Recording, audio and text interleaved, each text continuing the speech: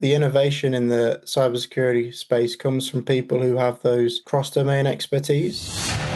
Hello and welcome to episode 15, season 1 of your Cyber Threat Intelligence podcast. Whether you're a seasoned CTI expert, a cybersecurity professional, or simply curious about the digital battlefield, our expert guests and host will break down complex topics into actionable insights. On this episode of season 1, our host Pedro Kertzman will chat with Adam Goss, who is a cybersecurity practitioner and educator with experience in security operations, security engineering, and threat intelligence. He has worked with MSSPs, international service providers, and within the UK telecommunications sector. Additionally, he runs Craven Security, a CTI education and consulting firm that offers affordable training for individuals and provides bespoke services to help companies enhance their CTI capabilities, leveraging his years of industry experience.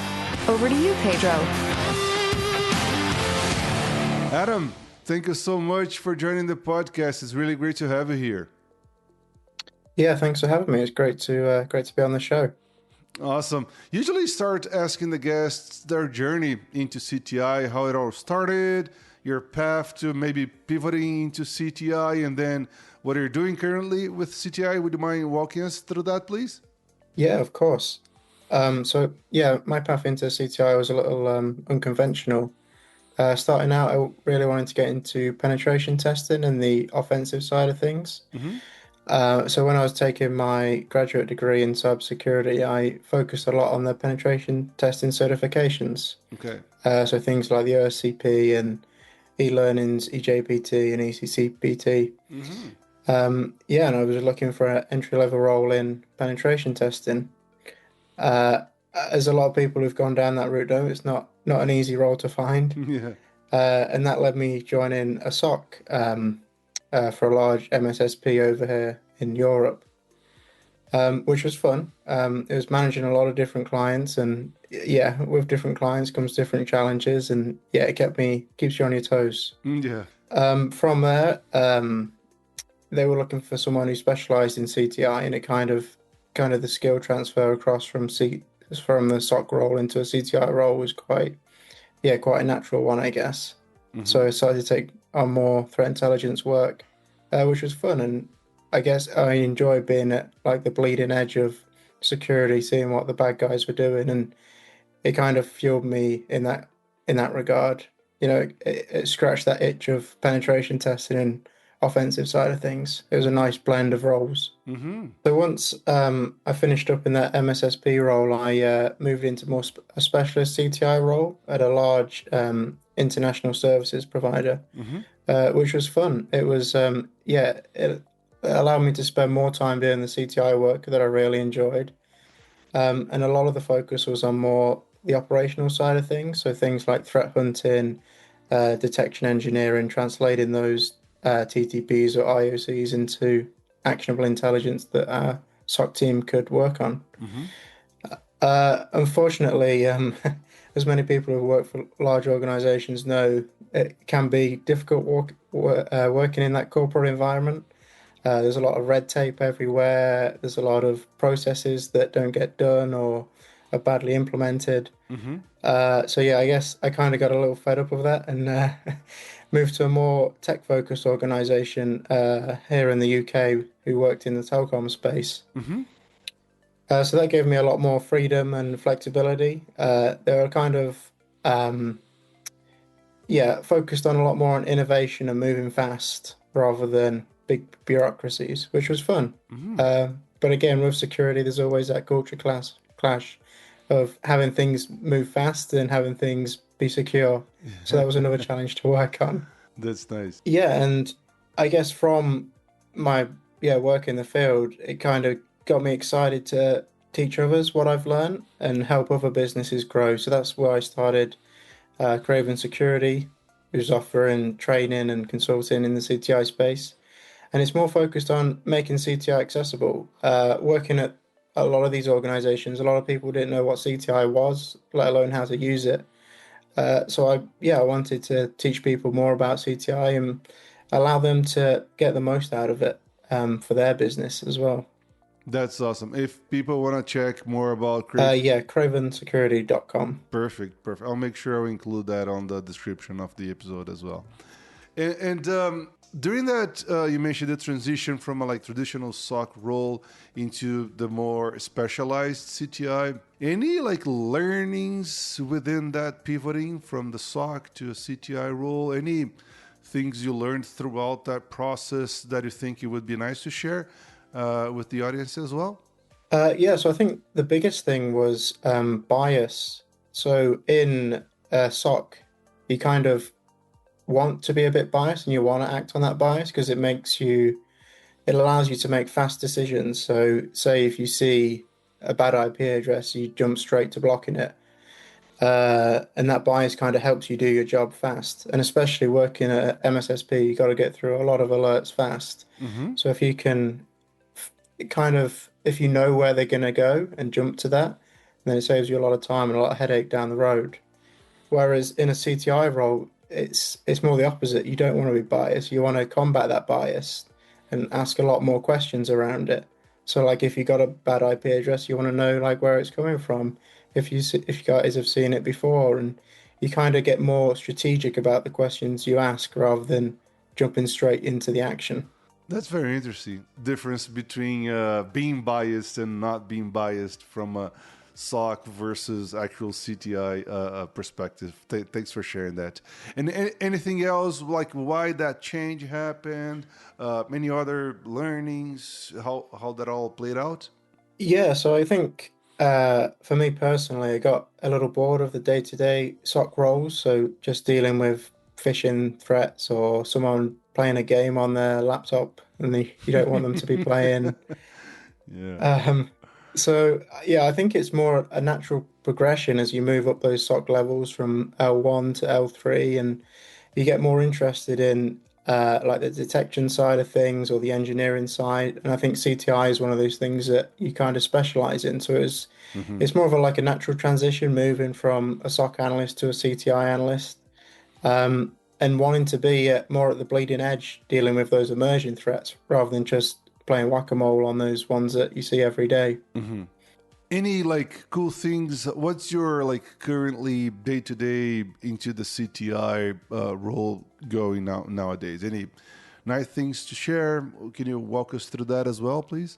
Yeah, so at the minute I am splitting my time between a small telecoms provider here in the UK and teaching CTI to individuals and businesses. A lot of the work I do for this on my day job for the small telecoms provider is focused on the engineering aspect of CTI, as we're looking to build out our program. So it'll be things like helping build out the threat intelligence platform we use, making sure the processors are in place to get those IOCs and TTP-based threat hunts going, sharing that threat intelligence.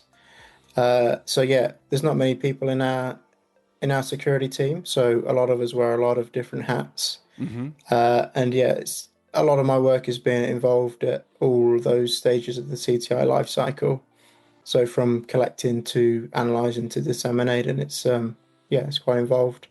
That's awesome. How do you once you move to that more consulting CTI role, how you do your upskilling, understanding better CTI trends and techniques and how to teach CTI and all that? So I think we're quite fortunate in the CTI space that a lot of people like to publicize their work. So be it small bloggers online or be it big CTI vendors who love to share what they're doing. So I think the best way to stay on top of all the latest trends and goings on in the CTI space is just being online, being on those blog posts and reading them up, following along with them. And then on social media platforms as well. So things like LinkedIn or X and keeping up with the day-to-day, what's happening at the ground level. I think that's the best way to stay ahead in the game and keep on learning. That's awesome. How would you, because you mentioned you started wanting to go on a threat hunting kind of journey, and how you would relate those two things, like CTI and threat hunting nowadays with the experience that you have already? Yeah, so I think CTI can mean a lot of things to a lot of different people. It could be focusing on that strategic work of delivering reports to stakeholders, or it could be turning those operational indicators into things that your SOC can act on. A big part of my background came from turning those operational indicators into threat hunts or detection rules. And I find that, quite a fun challenge, really, turning technical indicators into things like SIM or EDR queries and rules that make a tangible difference to our day-to-day operations.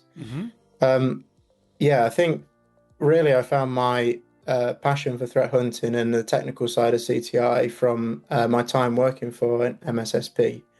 I don't know if you remember this, but a while back there was the Log4j vulnerability that was doing the rounds. Yeah, I do. I lost my Christmas because of it. I do remember. That was a big one.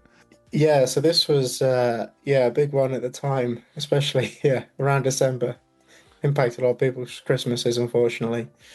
But it was a big vulnerability in the Apache Log4j service, and a lot of our clients were using this as a web-facing service. I guess I was a little bored maybe over the Christmas period. Things were slowing down, so I took it upon myself to read a blog article that was doing the rounds about threat hunting for active exploitation of this popular vulnerability, and then I decided to spin up my own vulnerable service thanks to VulnHub, who have a bunch of vulnerable services you can freely download and spin up in Docker or virtual machines. And luckily enough, I found a POC on the exploit doing the rounds as well. It was that popular. So I aimed at this vulnerable service I spun up, triggered it, and then decided to try and write a threat hunting rule to try and find signs of that exploitation. And that little, probably like a week project, really got me passionate for that threat hunting. It was very satisfying to go from seeing a write-up on the internet to finding a POC in a vulnerable service, and then having your own threat hunting rule that you can push across thousands or tens of thousands of clients to try and find that in the wild. That's very nice. Thanks for sharing. You mentioned that more technical aspect on the threat hunting, doing POCs and all that. Any interesting case around those more technical details and how you transfer that into CTI? So I think the longer you've been in the defensive game, the more and more reverse engineering or malware analysis skills you learn as you progress again through those SOC levels, or if you get into CTI and want to compensate your skill set with something a bit more out there.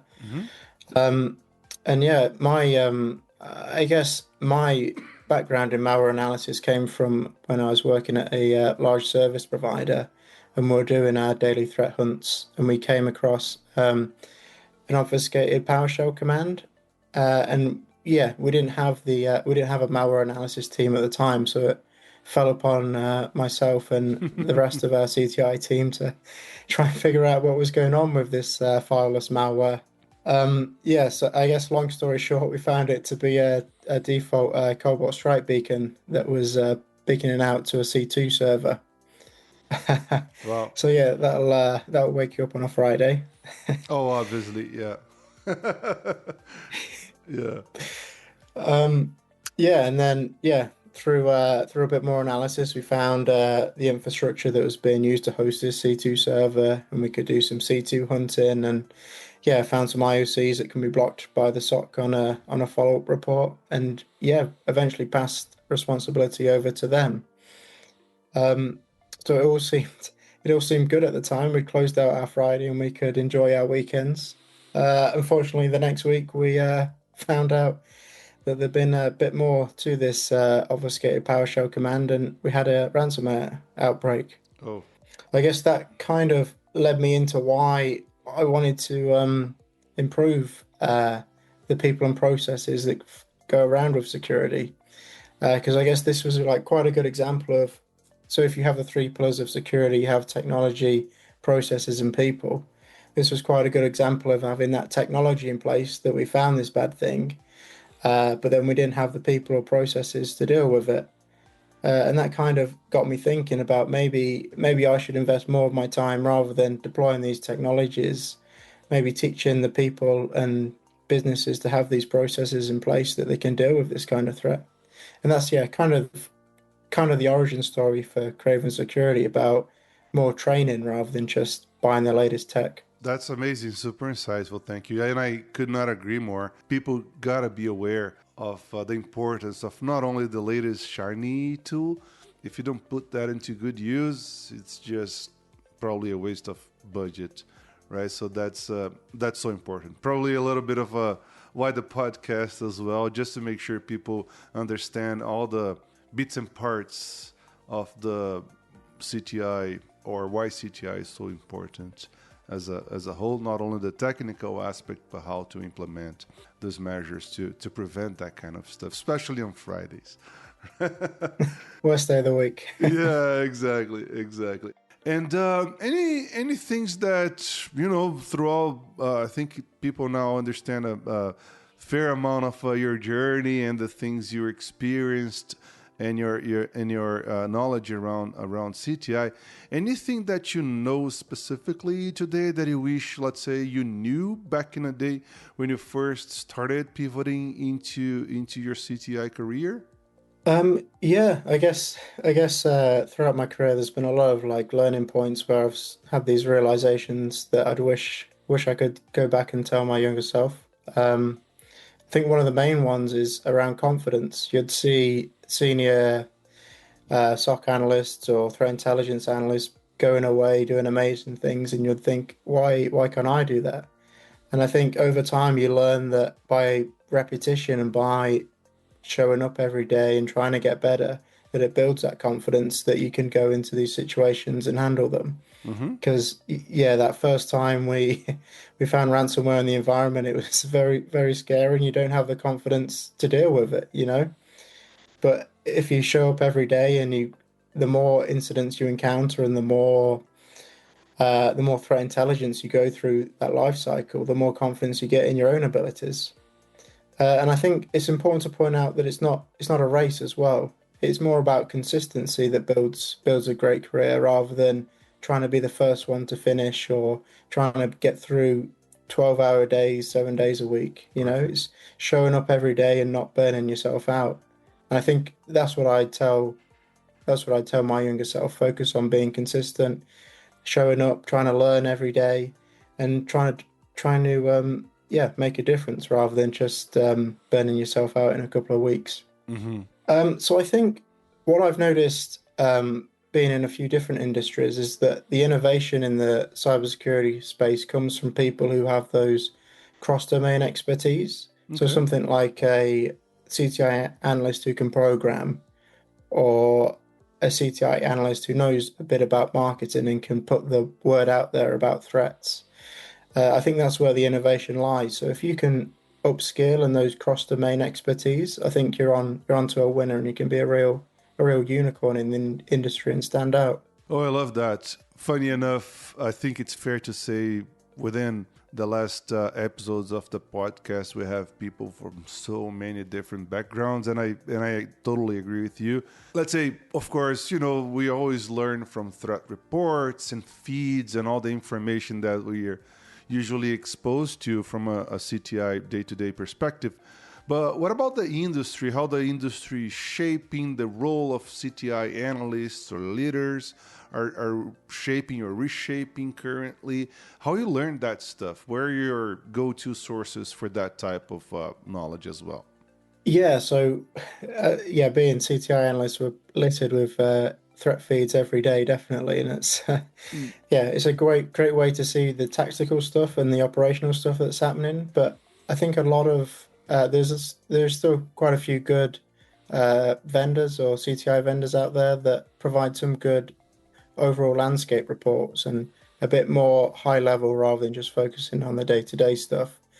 So things like Red Canary, who put out a lot of good resources on detection engineering and trends that they're seeing across their space, to prominent EDR vendors who see a lot of the threat landscape and can provide those long reports about where they see trends going and the business impact across multiple sectors. Mm-hmm. And then finally, like a big shout out to the DFIR report, who if you read their articles, you'll definitely upskill in that analysis work, and they deep dive into the finer details of what goes on in an investigation. And if you can mimic what they're doing, I think you're onto a winner. That's awesome. And any other like learning sources that you would recommend as well? Yeah, so if so, aside from the industry trends and what's going on in the industry, I always think it's valuable to get hands-on experience with CTI. Mm-hmm. So platforms like Try Hack Me or Hack the Box and their Sherlocks for blue teamers, I think they're great platforms to just go and have a play around and get hands-on training with like CTI topics, SOC topics, malware analysis topics. And if you can broaden your skill set using those platforms, it really helps in your CTI work. That's awesome. And any like, I don't know, maybe conferences, meetups, other gatherings of CTI folks that you've heard of or been in that you would recommend as well? So yeah, definitely if you can afford it, I'd recommend the Black Hat conferences. They have a lot of good training and meetups there, and it's less focused on the vendors and more focused on training. So I Mm-hmm. definitely recommend Black Hats. For the community aspect, I think B-Sides is pretty well covered across the world, really. Mm-hmm. So if you can get to a local B-Sides hang out, that's a great place to meet peers and yeah, discuss about what's going on. And there's a lot of learning opportunities there and networking. So yeah, definitely try and find your local B-Sides. That's awesome. And any, let's say, books that you remember as well that you read that might be worth to people trying to learn something about CTI from those ones as well? Yeah, of course. There's been three books over the past few months that I've read that I found quite useful and quite good for CTI analysts to read. The first one is called Intelligence Driven Incident Response, Mm-hmm. and it relates the feed intelligence lifecycle, which is quite an operational one, Mm-hmm. to intrusion analysis and incident response. So it walks you through the steps of the feed lifecycle. So you have find, fix, finish, exploit, disseminate. Mm-hmm. And it walks you through those steps about how you can apply it to a incident response activity and how you can use intelligence to drive your analysis and really scope the environment and make sure that you're clear. Another book I've read is called Intrusion Detection Honeypots, Okay. which focuses on the active defense and deception side of things in terms of CTI. So it walks you through how to build out a honeypot infrastructure and get and trap adversaries in your networks. So it's quite a good hands-on book that I found really interesting. And then finally, one that's more focused on strategic intelligence that I've loved reading recently is called Critical Thinking for Strategic Intelligence. Mm-hmm. And it goes through 20 questions that you should ask when you're generating a piece of strategic threat intelligence. Okay. And it kind of walks you through the steps about how you can take raw data and turn it into something that a stakeholder will find actionable and reportable. Yeah, and it's highly recommend it. That's very nice. From hands-on technical books into more strategic ones. That's super nice. Thanks for sharing that. I'll make sure I include the name of the books as well on the description of the episode. Perfect. Thanks so much. And any other learning sources that you can think of?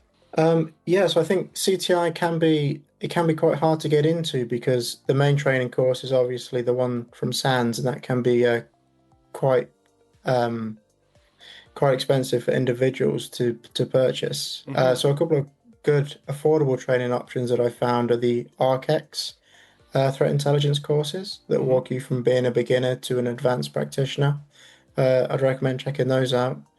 And then there's also several courses by Applied Network Defense that focus on the analytical skills. So things like CyberChef or intrusion analysis, and I think they're great for any